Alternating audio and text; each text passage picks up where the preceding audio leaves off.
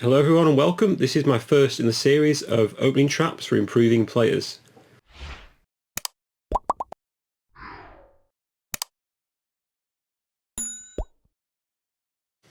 So if you're rated anywhere between 1000 ELO and maybe 2000 ELO, these are the videos for you to watch. And first of all, today we're going to go through the Vienna copycat trap. And we're going to be looking at this from the white perspective. And this is where we play 1e4, black plays e5, and now we're going to play 2 knight to c3. And this trap occurs if black copies us. So if they play knight to c6 here, and we play bishop c4, we're now into the Vienna game. Now typically here for black, the main move is actually to play knight to f6. And if you do this, we should play d3. And the idea for white in the Vienna opening is to play f4, knight to e2 or knight to f3 and castle, and launch a kingside assault. However, we're going to look at the copycat trap today, which is where black now plays the move bishop to c5. I'll notice as soon as blacks move this bishop away from the f8 square, I've highlighted the g7 pawn because the bishop is no longer protecting that pawn. And this is the main idea behind the trap. So as white now, I suggest we play the move queen to g4. Getting the queen out early, we're attacking g7, and this is actually quite a hard pawn for black to defend. Now there are actually several moves black can play here, but I'll go through these alternative moves at the end of the video. I first want to focus on the main move that black usually plays here, because after queen g4 is played, black's eyes usually light up because they've got the move queen to f6 here. And they think, great, I've just protected my pawn on g7, and now I'm attacking white's pawn on f2. I've got a great position. That's what black is thinking at this moment in time. But as white now, we surprise them with the move knight to d5, attacking the queen, attacking the pawn on c7, and our queen on g4 is still attacking the g7 pawn. And depending on the strength of your opponent, they either are still really happy because they're going to take a pawn next move, or they just suddenly sink into deep thought because they just realise they're actually in a completely lost position already. Now there's two moves that black can play here. One of them is bishop takes f2. We'll look at this first because it's no problem for us. If bishop takes f2, as white we should just play king to f1. We need to remember the knight on d5 is still attacking the queen, and now the king is also attacking the bishop on f2. The only move possible for black here is play queen to h4 to save both pieces. But after queen takes queen, bishop takes queen, white can play knight takes c7 with check, and after the king moves to d8, white can play knight takes a8, and if we count the pieces at the end, white's just a whole rook up, and in a very nice position. So this is terrible for black, and if we go back to this position after knight to d5, the typical move now that most black players will play is just queen takes f2 with check, and depending on the strength of your opponent, they may even say checkmate. But it's not checkmate because the king does have a safety square. We move it to king to d1. Now, okay, I put a lot of arrows in this position, but basically the queen on g4 is still attacking g7. The knight on d5 is still attacking c7. And our bishop on c4 is highlighted in green because it's a very important piece. It guards the f1 square and stops black from checkmating with queen to f1. And now if you're playing with the white pieces, you should know that you're essentially winning this position. This is a completely won position for white, so there's no need to panic on black's next move. Just rest assured that whatever they play, white is still absolutely winning this position. So let's look at the common move first. The commonmost move here is king to f8, which guards the g7 pawn. And if black plays this move, white just gets on with the initiative here. We play knight to h3, attacking the queen. Right, it's only got one square available, which is queen to d4. And after queen to d4, white should just play d3. We're protecting the bishop on c4, and d3 prepares a nasty trick. White's threatening to trap the queen with the move c3. If white can get c3 in, the queen on d4 has got no more squares to go to. And in this position, if black counterattacks with knight to f6, white can just take this off, pawn takes, and then play bishop to h6 check.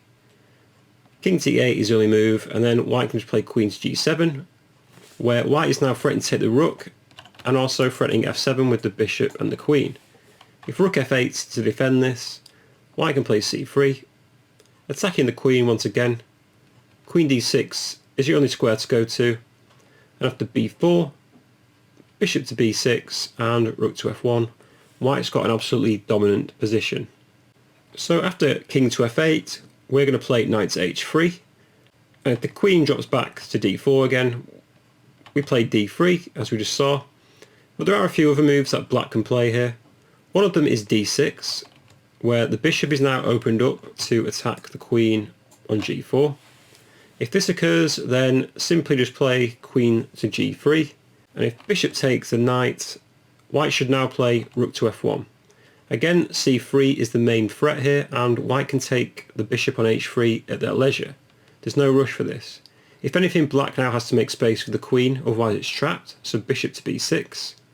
After queen takes h3, knight to e7, white's just absolutely fine after knight takes bishop, and white will take on f7 on the next move. So after queen d4, bishop to b6 is also an option, giving the queen some space. Again, white should just play rook to f1 with a discovered attack against the f7 pawn, and if f6, white has a nice knight takes f6 here. Because after knight takes f6, white can go all in with bishop h6. All white's pieces are in the attack, and after pawn takes bishop, we've got rook takes f6, king e8, and then just queen to g7. And this is game over for black because the rook is attacked and there's no way to defend it. So again, let's have a look at this position again. After king d1 and black plays king to f8, there are alternate moves that black can play. Again, we play knight to h3. After the queen drops back to d4, white can play d3 again. And we'll just take a quick look at this move, knight to f6 again. Knight takes f6, but here black may be able to play d5, unleashing the bishop on our queen on this diagonal. If this happens, white can just counter-attack and play c3. After bishop takes g4 check, knight takes g4, we notice that the black queen is actually trapped because the knights cover all the key squares for the queen to escape. So after pawn takes bishop, we take the queen, they recapture, and we take back. And after all the smoke's cleared, white's just emerged a full piece up with a great game. So last but not least in this king f8 variation, after we've played knight to h3, it is possible here for black to play the tricky move h5, attacking our queen on g4. If this occurs, then white should just ignore it and play queen to g5 and avoid it. Our knight is still attacking the queen, and if black starts harassing our queen with f6, we can just play knight takes f2 this time. After f takes g5, play knight takes c7, attacking the rook on a8. For instance, if bishop takes f2 here, we have knight takes the rook, and rook f1 will follow with a pin against the king for black. But quickly going back to this h5 move, we play queen g5 as I say, and if black retreats their queen back to d4, again white can play this move d3, preparing to trap the queen with c3. If bishop to e7, a variation can go like this, queen g3, knight to f6, and we play the typical move rook f1, threatening c3 and b4. If black attacks our queen again, we just play queen to f3, building up on the f-file, queen c5, and we can play moves like knight g5, and if there's a counter attack, just move the queen backwards. And basically in this position, after takes here, bishop takes, white's got a great position after trading everything off. Knight takes g5, bishop takes g5, and all of a sudden the bishop and the rook are attacking this weak f7 pawn. Black can protect it, but after king e2, it's basically over for black because the rook is going to swing across here, and we're going to take on f7 at a later date. So this queen g4 copycat idea isn't a typical trap. There are a lot of ideas involved, so it's basically getting your head around the individual ideas that occur in these type of positions. I don't expect you to memorise every single variation, but I'll probably go through them all anyway. So after queen f6 here, knight d5, queen takes f2 and king d1, we've just looked at the king f8 variation. But there are several more moves that black can play here. King f8 is notably the best though. If black decides to attack our bishop on c4 here, white can easily defend this with knight to h3 hitting the queen. If the queen goes to d4, we can take on g7, and after knight takes c4, just take the rook on h8. King f8 is forced to protect the knight on g8. And white has a winning position with knight g5, because then we're threatening to play knight takes h7, and also protects our pawn on e4. So this knight a5 variation is no problem from us at all. Another interesting move that black can play is knight to h6, attacking our queen. But after this move, again we can just play queen takes g7, attacking the knight and the rook at the same time. If rook g8 here, then just knight to f6 is good for white. And after king to d8, just play knight takes rook. And white's in a totally won position again. Again, if knight to h6, we've got queen takes g7. Bishop f8 also is a possibility here to block, but then just comes queen takes h8, queen takes g2, and knight takes c7, king to d8, and just take the rook. Queen takes this rook, but then can come queen takes f8, is checkmate. So what other possibilities can black play here? Well, king d8 is another one, protecting the c7 pawn. If this happens, again, white just plays queen takes g7, after knight to d4, play knight to f3. If takes, white's always got this move again in hand, rook to f1, attacking the queen.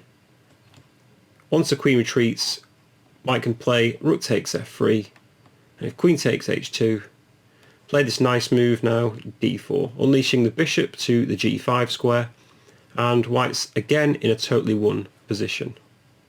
If black defends the c7 square with bishop to b6, again white just plays queen takes g7, and black can be quite crafty here by playing the move d6. The point is after queen takes h8, there's a bishop g4 check. However, white is still winning this position with knight to e2, just blocking it, and if black castles queenside, rook e1 is mandatory to defend white's position.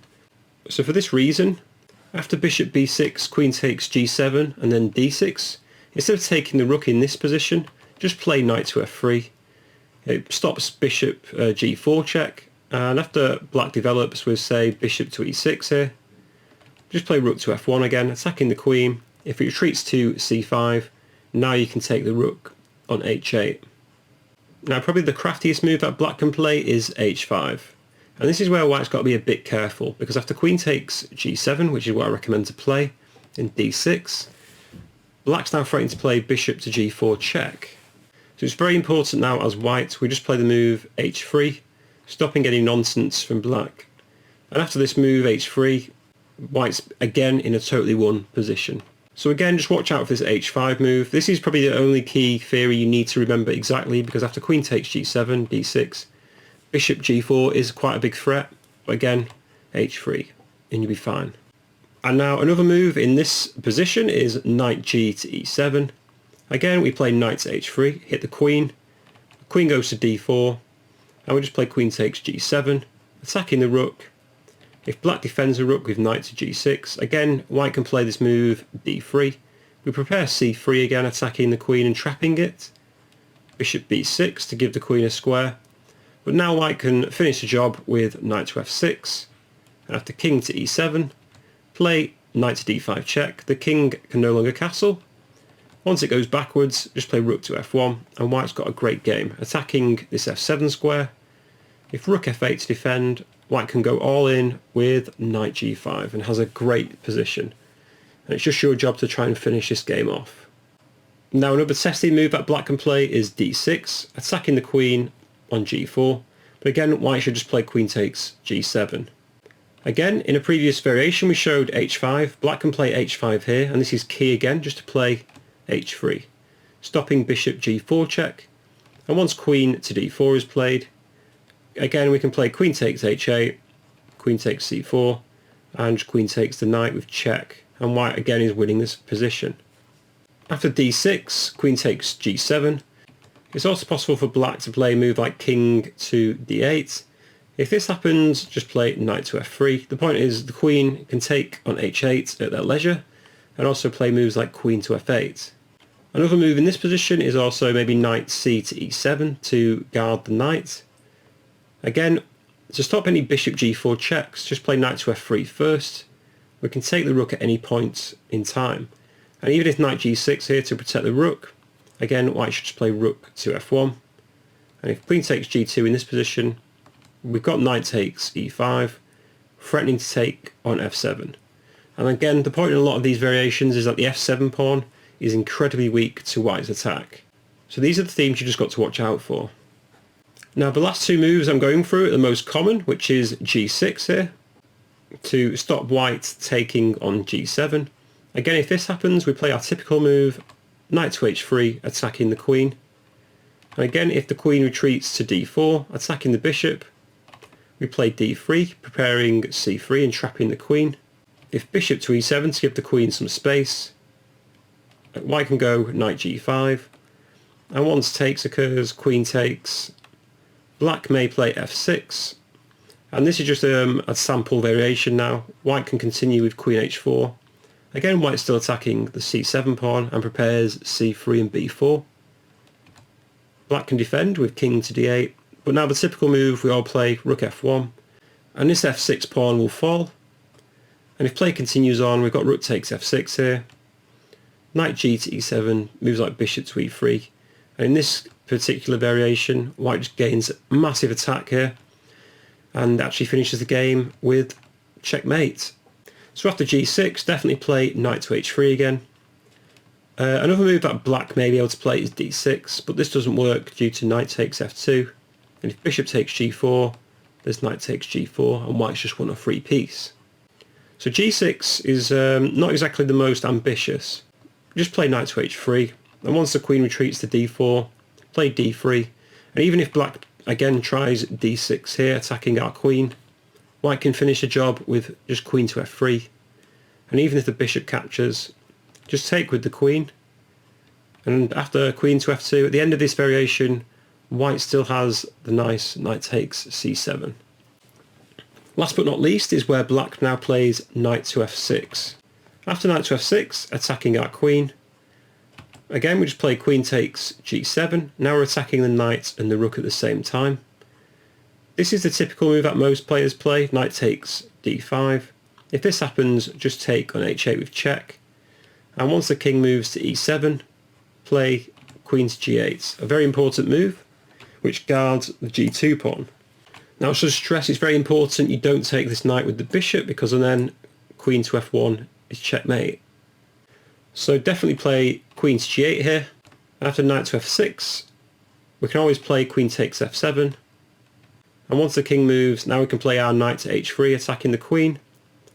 And if queen h4 to guard the knight on f6, again we've got this nice move d4, preparing bishop g5. And if bishop to e7 to protect everything, there's bishop g5 anyway.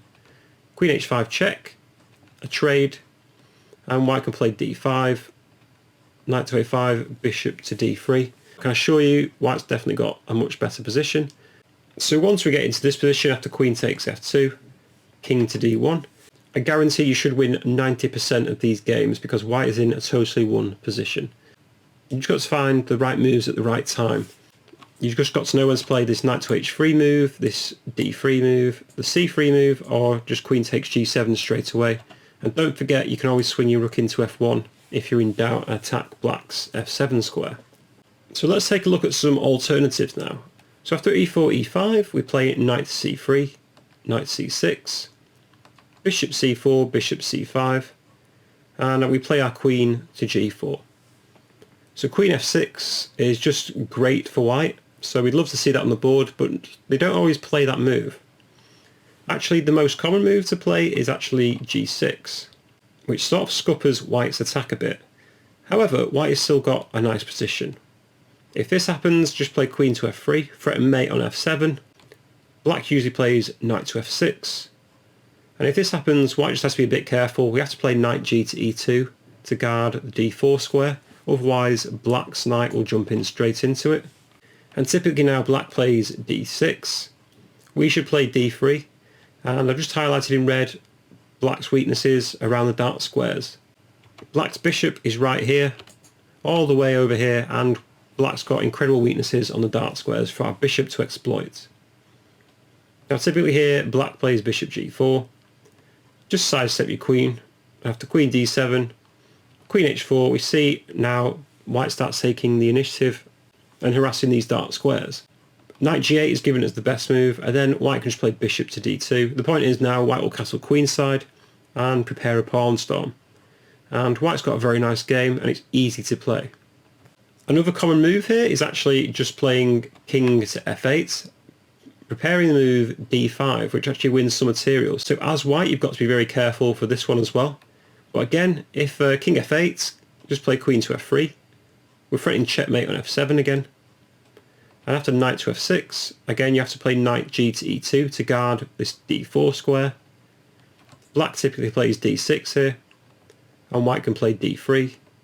Again, bishop g4, the queen goes to g3, queen to d7, and quite similar to the previous variation, we can just play h3 now.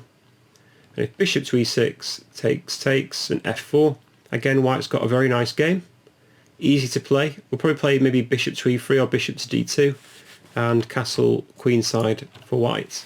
And again, I can clarify that white does have a best position here. If anything, black just lost castling rights, and this should be something you may be able to exploit. Now another common move is actually just retreating the bishop back. Black's saying here, okay, I've made a mistake at the opening, and try and fix it. So they guard the g7 pawn with the bishop. However, white just gains some great speed and development, just play queen to g3. The queen's still attacking g7, so black will probably have to fianchetto the bishop. Now black can play d6, and if this happens, just develop normally, knight g to e2, knight to f6, castle, bishop to e6. And in this position it's very important as a Vienna player, you should be aware of this. Don't really take on e6, you can play bishop to b5. The point being, if black plays a6, you can double black's pawns, wreck their structure, and now smash in with d4. And again, white's got a brilliant game here. We've just destroyed black's structure and have a massive lead in development, with our queen already in play, our king castled, and our minor pieces getting into the action. And last but not least is the most fun, knight to d4. Black may sometimes play this, sort of like a counter-attacking measure, but it doesn't actually work. If black plays this, just play queen takes g7, threatening mate on f7. For instance, if knight takes c2 here with check, king to d1. If black goes after the rook, we've got queen to f7, checkmate. So after knight d4, queen takes g7. Black has to defend this with queen to f6. If this happens, just take. Black can take. And all of a sudden black is attacking two pawns, but white can easily defend this with bishop to d3, defending both of them. And after d6, play knight to a4. And basically white's just going to take this bishop off, play c3, get rid of that knight on d4, and just sort their pieces out. So after c3, you can retreat your bishop back to c2, and then just develop normally with knight gt2 and f4. So that was the Vienna Copycat trap. I'll post all the notation in the description below, so you can copy that into Chessbase or Lead Chess and go for it yourself at your leisure. There are a lot of variations I've just covered, so don't worry too much. But I just want to make sure to get the key ideas across. I've been playing this for many years, and it's definitely hard or near to impossible to remember all the variations, but you should definitely win this position 90% of the time with the ideas I've laid out. Anyway, thank you for watching. If you did enjoy this video or learn something, please do drop a like, comment or subscribe. Also, if you have a question, please do comment below and I'll try and answer it. Anyway, thank you for watching. I'll see you next time.